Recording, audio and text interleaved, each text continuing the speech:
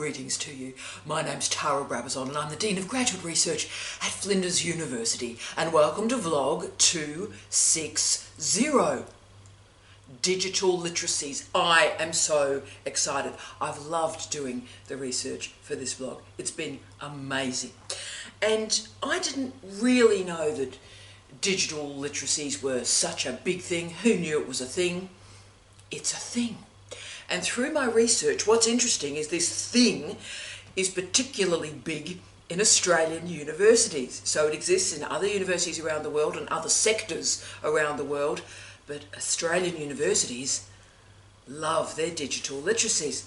And it's in vision statements and mission statements and strategic plans. Now, what's all this about? Well, it's about you. It's about you, dear student. It's about you. Let me explain. So digital literacies in this context, in these mission statements and vision statements and stuff, digital literacies are defined very badly. For example, the University of Western Sydney defines digital literacies as, quote, having the skills you need to live, learn and work.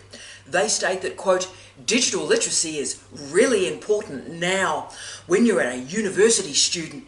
It's also really important when you enter the future world of work, end of quote.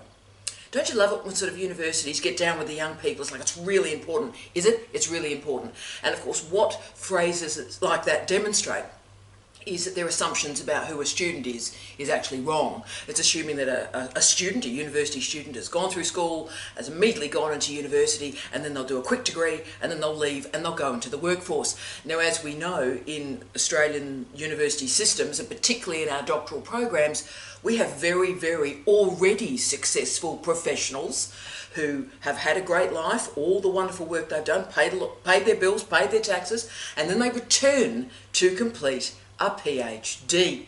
So it's not about preparing you for the world of work. The colleagues we have in doctoral programs have already been in the world of work for some decades. So you can see what's going on around the digital literacies phrase.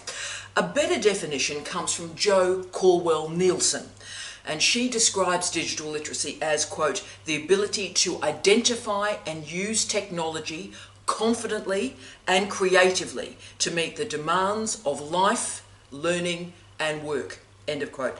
Now, I like that a lot. That's a good definition. But you notice all the focus is on technology. And indeed, the technology on which these colleagues are focusing is pretty basic stuff. As many of you might know, I am currently enrolled in a master's degree. It's my 4th master's degree at Deakin University. And they list digital literacies as one of their graduate attributes. So at the end of the degree, I'm meant to have digital literacies. And they describe digital literacies as, quote, a foundational skill, just like reading, writing, and arithmetic, end of quote. Now, as we discussed in the last vlog, literacy is so much more than reading and writing. So the idea that we're simply slamming digital literacy into this overstuffed bucket of literacy by just whacking another litre of stuff in there shows you it's just crazy. We're not defining literacy properly. We add digital literacy to it and it gets even worse. Also, digital literacy is not engaging with those very subtle phrases and concepts that we introduced last week, like emergent literacies, information literacies, visual literacies, multimodality. So basically what's occurring right now is everybody's adding digital to the front of words. It's like in the early 2000s, people were adding I in front of everything. iPod, iPhone, iPad. Basically now we have digital Tourette's. And here's a word, let's put digital in front of it, see what happens, hey. So we've got digital natives. What a dreadful phrase. Digital immigrants, the digital divide. So what's happening here is the word digital is actually obstructionary. How about, instead of talking about digital something, we talk about class, or age, or regionality, or injustice. So what's happening is digital literacy is being locked and loaded into skill development. to often render the student employment ready. So digital literacy is for you to make sure you can get a job. That's the narrative. It is as simple as that. And it incorporates a suite of pretty basic skills that are supposedly necessary in the, I'm going to use the word, digital world man.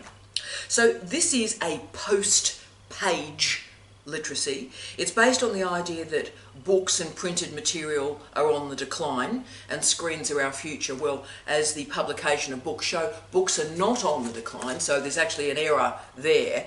But sadly, there's also no recognition here that literacies are scaffolded. We don't live on a screen. We gain literacy skills, remember, our response and engagement with sensory material. We gain that sensory material and how we interpret it off a screen, and then we apply it on a screen. So that means we're scaffolded into screen and digital literacies through confidence and competence in other platforms. So you might know how to use Google. You might know how to use Google Scholar, but have you actually got the vocabulary that you require to enter the appropriate search terms into the search engine? Do you know the key scholars in that area so you're making the right search terms in Google Scholar? So you might know how to use the search engine. Using the search engine's easy, but your other literacies are gained from other platforms and other sources. So let's think about some of the worst parts of digitisation. You know, conducting foreign policy via tweet, dumping a boyfriend via text message, or sending a nudie picture of a former partner to one of those very attractive revenge websites. So are those problems caused through a lack of digital literacy? Or are they caused from being ignorant, self-absorbed and foolish? Most of us, when we're talking about digitisation or computing or the internet, respond with these sort of verby nouns. Why are we doing this? Oh, efficiency, productivity, connectivity, big words, active words. Now, some better scholars describe the delivery of information, so interface management, and maybe if you think through how we work on the relationship between information and knowledge.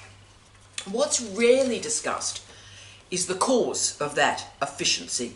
And the cause of that efficiency is an array of functions in our daily lives are now automated. They're displaced from our patterns of conscious decision making. So from spelling checkers to predicting our search terms on Google, through remembering our interests when we enter Amazon, always a little bit disturbing.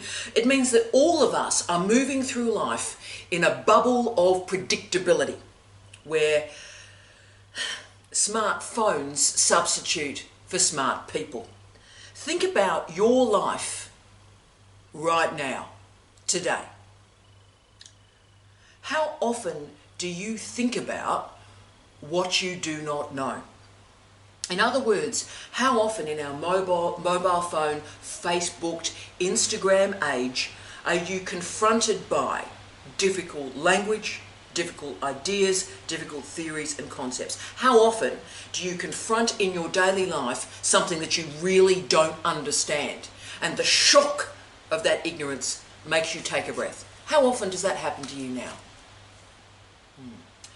Because why that moment matters so much is you recognise the limitations of your knowledge, and you start to think, wow, how do I know what I do not know? So all the talk of efficiency and productivity blocks the realisation of how we fill each day with tasks that didn't even exist 20 years ago. And most of these tasks are very, very basic. So that means we're normalising absolutely bizarre online behaviour. Like those people who insist on showing us how clever they are when they write an email, and they love to CC it to half of South Australia. You know those people? And then other people reply, also CCing to half of South Australia. This is great stuff. Like those users of Twitter who think they're being clever and witty rather than racist, xenophobic, mongrel trolls. So there's a lot of flab to digitisation. And there are a lot of problems that have either been caused or inflamed by it. And I want to try and explore those problems with you using one of the great scholars, I would argue, that the planet's ever seen. And interestingly, he's a gentleman you may never have heard of. There's a lot of remarkable Canadian scholars, researchers, theoreticians that have existed through intellectual history. None more so, probably more than Marshall McLuhan. The medium is the message became the cliche of our times. You might know the phrase, you might not know who said it now, which is interesting. But Marshall McLuhan had a really influential mentor and teacher, Harold Innis. Now, he's been forgotten. He was born in 1894 and he died in 1952. And 1952 was the year the first Sony transistor radio appeared. It was also, I think, the year that the videotape was invented. Wow, 1952. So his life saw the movement from newspaper cultures to television cultures and the development of a national communication system that could move to international communication systems. So think about it, in Canada, that matters a lot. So being Canadian and working in Canada mattered a lot to Innis. And I would argue Australia, Aotearoa, New Zealand, many nations around the world, Malaysia and Singapore, for example, have produced fantastic research and theorisations of formerly colonised spaces. These colonised spaces provide dense, difficult and productive environments to read, write and think. Canada had a greater level of complexity because it managed the colonisation of not only Britain but also the United States, and therefore has to this day manage a media and communication system where Canadian interests are always rendered secondary to the United States. So it means that Canadian scholars like McLuhan, like Innis, took on the big ideas: injustice, inequality, colonisation, media, communication, and explored how they were bent and twisted in local environments. Now, Harold Innis was a famous academic in his own lifetime. His PhD investigated the building of the Canadian railway system. Ooh, sexy! And he probed how space could be managed. His other major projects, he looked at the cod industry and the fur trade. It's all happening. He explored the economic success of Canada, and he argued it emerged, and this is an important moment here, the success of Canada emerged not by defeating or taming the landscape, you know, those colonising verbs, but by industries and workers gently negotiating with the landscape. So he showed the role of geography, of space, of landscape in the fur trade, in the fisheries, and he was interested in how space was managed. Not defeated, not beaten, not broken. But what's so remarkable is at a point of his career when most people would have just sort of stayed till retirement going, oh, this is interesting, I'm well known for this, I'm going to keep going, he made a decision to change disciplines. How risky, how courageous is this? Suddenly, he became incredibly interested in really big variables, like time and space. And he referred to, quote, a plea for time and, quote, the problem of space, end of quote. He became focused on the notion of bias. Now, he's using that differently from how we use it. You know, this is not a fake news conversation, right? When most of us think of bias these days, we think of a politician, we think of a bureaucrat, somebody who has a blinkered view of the world, a bias.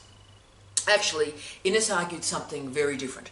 He argued that societies have been dominated by different media of communication: clay, papyrus, parchment, paper. And here's the important bit. Each mode of communication creates a monopoly of knowledge. Wow. So he started with these big concepts, right? Space, time, medium, bias. And he argued, oh, this is brilliant stuff, a society that balances space-oriented media and time-oriented media will be successful in both space and time. They'll have power and it will last. But if the bias is not recognised, then communication creates the limits of what is possible to experience. Wow. So as you can see, Innis, in his use of bias, really means emphasis. So Innis studied the Greek, the Roman empires. In the case of the Greek Empire, he showed what happened when an empire is based on oral communication systems. Obviously, the Roman Empire was based on written communication, which commanded respect and power over space. So oral communication maintains cultural practices, written communication maintains power. So in the Roman Empire, laws were written and sent around the empire. Oral society embeds knowledge into community, and the knowledge is preserved by members.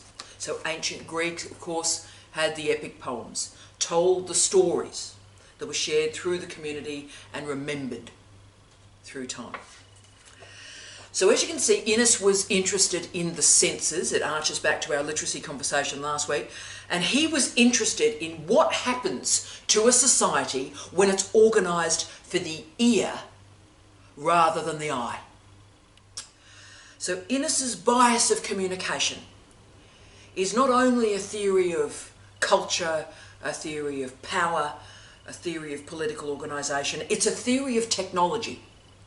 So space-biased media prioritises the eye, prioritises the individual, paper, books, digital communication systems, and these ideas expand to increase power, often military power. It increases the written tradition, imposes change, and particularly occupies and creates power from a centre to the periphery. Time-biased media is completely different. It prioritises the ear, it prioritises the group, community belonging, talking, papyrus, preservation of important, intimate ideas in a small space, but over a long period of time. Continuity, decentralisation. So for Innis, oral cultures really mattered because it blocked the monopolies of knowledge. Oral tradition emphasises memory and memory training. The importance of these skills right now, if you think about it, are underestimated and undermined because there's little written history of oral communication. So we don't know how important it is because obviously it's not written about. Oral cultures can only travel over small distances before there is distortion. So all societies, every society, and obviously my wonderful colleagues working in Indigenous studies, my respects to you, you can see the value of this model to understand Indigenous knowledge systems. But all cultures can be worked through this model. All cultures occupy time and space through their selection of communication media. All societies have a bias of space and time. So the bias of communication was his great work here. It's unarguably really one of the most influential books to ever be published in Canada. And to borrow Alexander Watson's great title from his biography of Innis, Innis is a marginal man. A marginal man. And each era discovers new functions, new strategies to mobilise that marginality. So our generation needs Innis to probe digital literacies. We need Innis to tell us the truth here. And I would argue Innis's only flaw, and I may be proven wrong, but I would argue Innis's only flaw was his implicit assumption that disenfranchised groups would look for new modes of communication, new technologies to rebalance time and space and their power. So disenfranchised groups would go for a new technology ahead of the pack to renegotiate their lives. But of course that's not the case. Disempowered communities are frequently crushed by empowered media and literacies. But look, some spaces are emerging to use new literacies in new ways. I always think, for example, Google Māori was the great moment of that. I think Google Māori was released in June 2008, and it created a digital Aotearoa that is distinct from a digital New Zealand. The Māori language has since been added to the Google Translator toolkit, and that demonstrates, maybe again, Innis was right. There are costs, though, when these biases of media are not balanced. So a domination of space-biased media weakens oral culture. So that means print culture, electronic culture, digital media are space-biased media. And that reduces the value, the currency, the importance of oral communication. Songs, poetry, stories.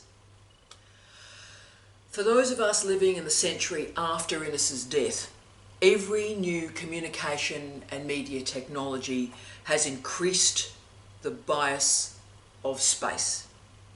Ideas, people, money move over space at faster and faster speeds. The question is what we've lost through this heavy domination of space-biased media.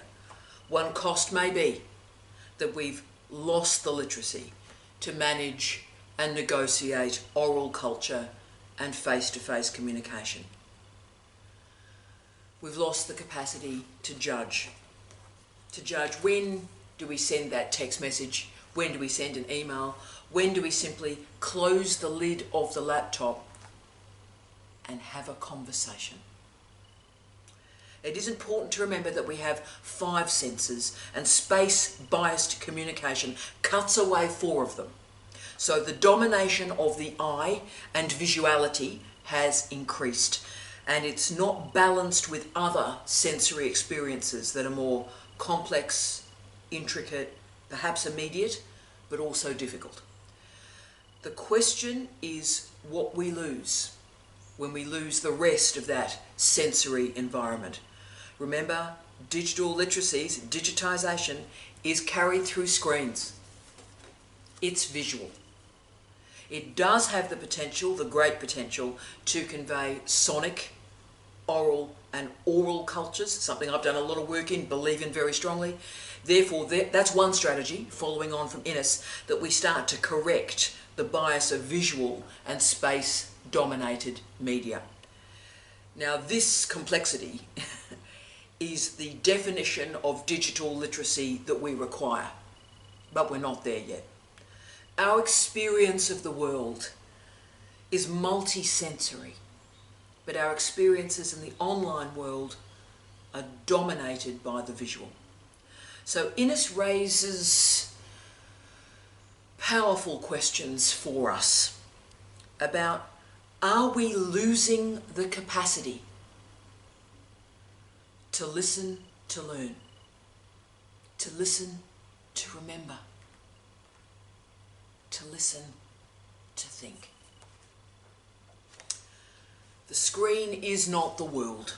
It is a bias of communication that flattens and restricts not only our world, but also our worldview. I used to critique our current students. I've written whole books on it. I used to critique the current students that I used to teach because I used to argue they didn't read enough. They didn't read enough.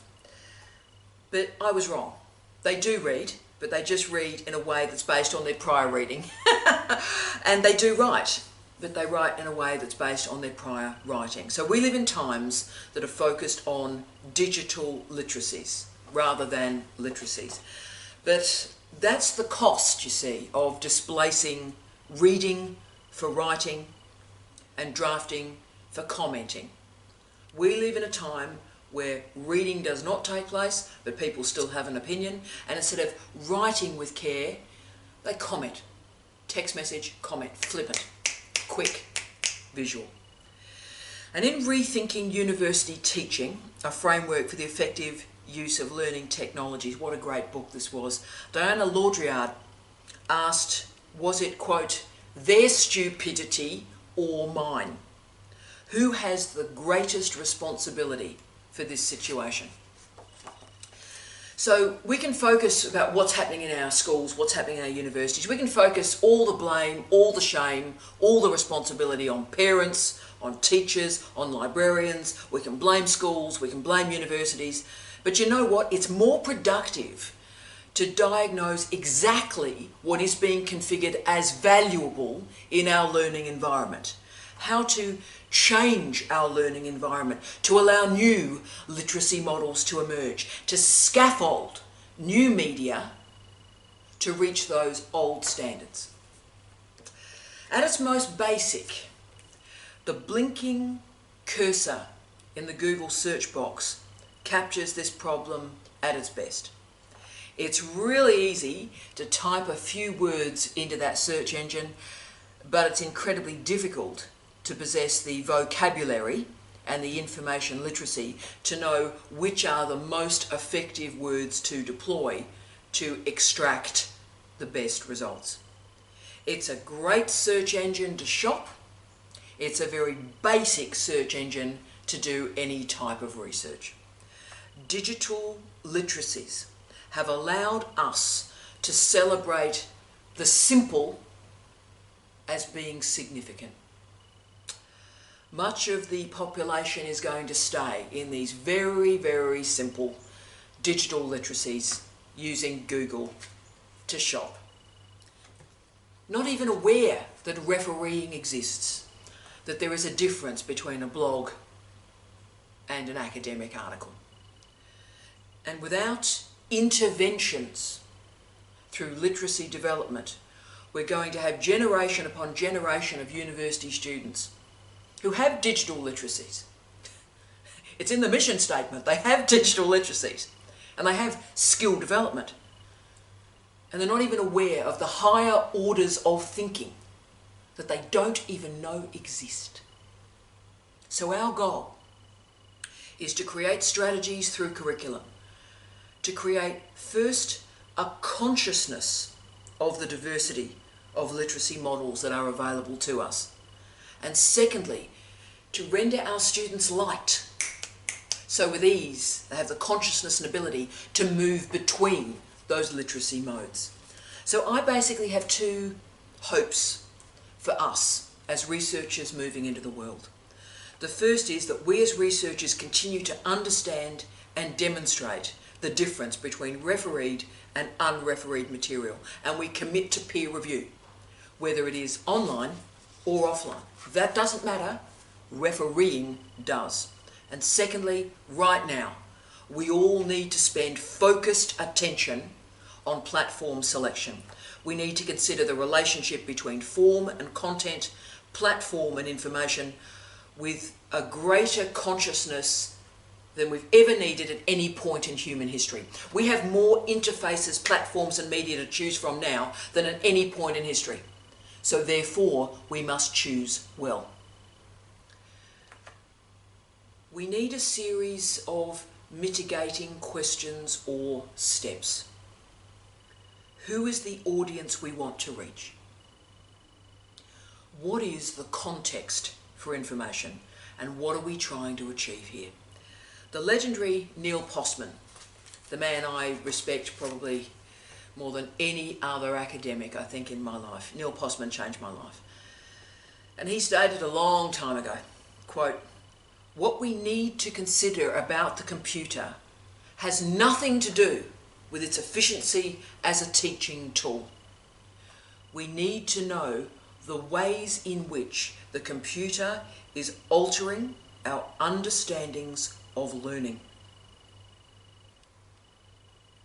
End of quote. What we need to remember is that education is not efficient. Learning is not efficient. Doing PhD research is not efficient.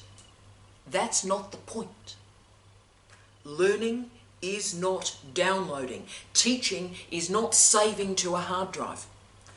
How do we decide today which platforms we're going to use to convey different types of information to different audiences? So what I'm arguing for today, a plea for time, What I'm arguing for today is subtlety, care, and compassion. Digital literacies are not a goal, a cause, or a panacea. Digital literacies are an excuse, a blockage to stop us asking the important questions about injustice, how we develop research to explore the key injustices in our culture. What we can do, if we choose to, is we can start a quiet revolution today. We can start to ask and question and critique whenever digital literacies is used in a flippant mode. And we can ask that we bring back considered, slower information into our public debates and indeed into our private lives. And you see, that quiet commitment to high quality information, that's a matter of literacies, not digital literacies. I wish you love, light and peace. Tia.